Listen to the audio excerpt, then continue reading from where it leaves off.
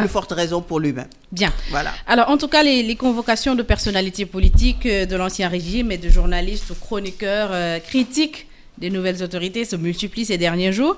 Le régime actuel, qui autrefois dénonçait vigoureusement les atteintes aux libertés sous l'ancien pouvoir, se retrouve désormais à convoquer des personnalités critiques et des opposants. Cette situation pourrait-elle nourrir la déception chez ceux qui espéraient une rupture avec les pratiques passées? Alors, en toute chose, il convient de ne pas travailler dans l'émotion et de travailler dans le factuel. Qui a été convoqué et pourquoi?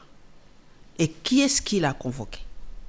Parce qu'avant de dire que les autorités ont convoqué, dites-moi qui sont ces autorités qui ont convoqué.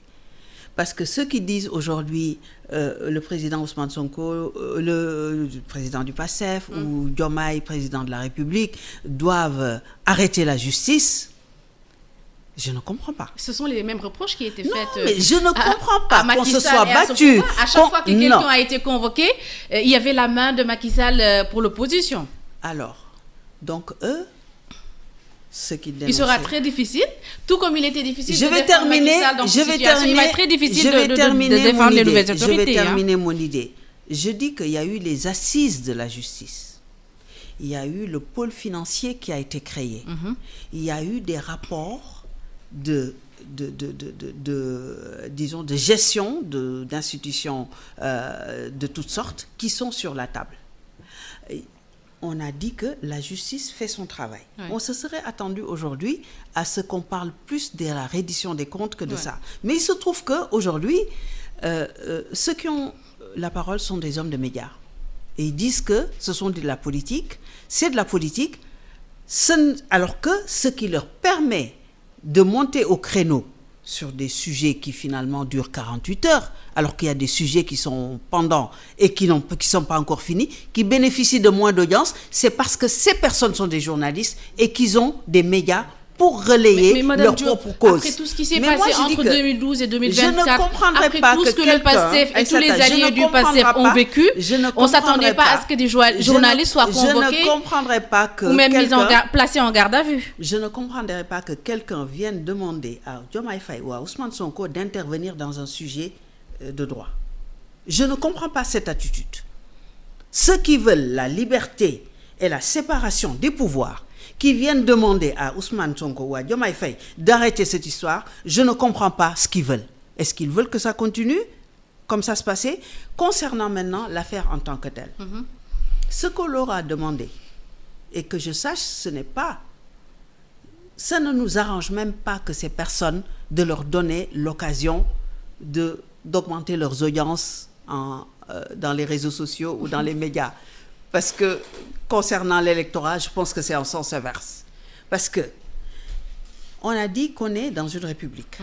On a dit qu'il y a des délits qui s'appellent diffamation. Il y a des délits qui existent. Oui. Et je suis désolée, la diffamation, il ne s'agit pas de dire que quand on est chef d'entreprise, il faut nous exonérer de délits de diffamation. Quand on est journaliste, on peut nous poursuivre je fais exprès de mélanger, pour dire que ça nous concerne tout le monde. Il n'y a pas de délit de presse concernant la diffamation. Moi, je suis là sur un plateau. Moi, je me retiens. Et vous êtes en mesure de dire tout ce que vous voulez sans preuve sur des personnes. Passons, tant que c'est entre politiques. Mais quand vous venez dire que en mer, des bateaux avec la complicité de nos forces de l'ordre, que ce soit navales, que ce soit la justice, font partir des gens en immigration. C'est l'a dit. Non, mais je dis... Mais cher Yérim, qu'est-ce qu'il a fait à part remettre en cause les chiffres annoncés par le Premier ministre? Mais ce que je veux dire par là, c'est que quand on l'a appelé et qu'il s'est expliqué, il est rentré chez lui, il n'a pas fait 11 mois, 9 mois de prison. Pourquoi les gens devraient s'expliquer pour avoir contredit le Premier ministre? Mais ce n'est pas que ça. Ce n'est pas que ça. Ça, c'est ce qui est dit de notoriété publique. Et en tout état de cause, moi, si vous voulez mon avis personnel, c'est même donner à ces tribunes plus d'importance que ça. Et si je m'en réfère à ce que j'entends dire, parce que je n'en ai pas la preuve, ce n'est pas du tout la position des autorités politiques qui sont au pouvoir. Ce n'est pas du tout. Ce sont les lois liberticides que Macky Sall nous a laissées en héritage qui ouvrent ces brèches.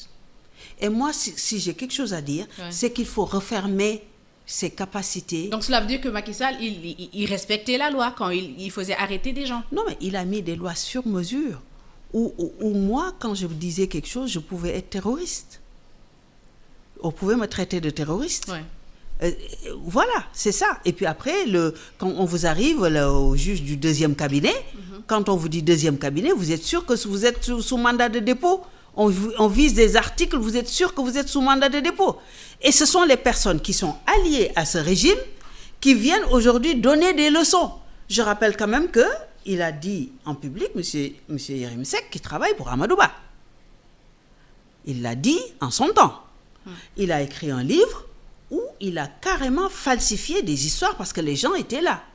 Où il a accusé Ousmane Sonko de faits dont tout le monde sait que ce n'était pas vrai. Et tout ça s'est passé sans que personne ne l'inquiète. Donc, on l'appelle 2 jours pour lui demander son avis. Si on m'avait demandé mon avis, je ne l'aurais pas fait. Mais je veux dire, il n'y a pas de quoi remettre la République sénégalaise en question. Ce que je peux comprendre, c'est ce que le Y'en a marre a fait.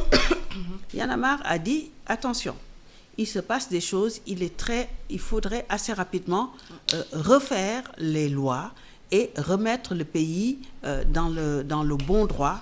Et là, je suis d'accord. Et comment le régime actuel dont vous faites partie compte-t-il gérer les critiques d'acteurs politiques ou de journalistes sans tomber dans les travers, dans les mêmes travers? Non, mais les critiques, c'est pas... Franchement, les critiques, je ne dis pas que ça fait ni chaud ni froid, puisqu'on les écoute. En tout cas, on les écoute pour ce qui a du sens. Mais, voyez-vous, Aïssata, il y a même une façon de faire qui discrédite. Si aujourd'hui, je dois m'exprimer sur les finances publiques, j'ai un ministère des Finances, j'ai des inspecteurs, j'ai des comptes à rendre à l'UEMOA, j'ai des documents que je donne au FMI. Je donne les chiffres, vous levez 1 heure après, alors que moi j'ai fait 6 mois de travail, 1 heure après pour dire que ce que je dis est faux. Est-ce que je dois tenir compte de ces critiques? Est-ce que c'est sérieux? De quoi on parle là? Pas une convocation. Mais dans le fond, il n'y a pas de quoi vraiment s'attarder. Et vraiment, moi, je déplore. Je déplore beaucoup une chose. Et comment arrêter l'immigration, c'est une chose.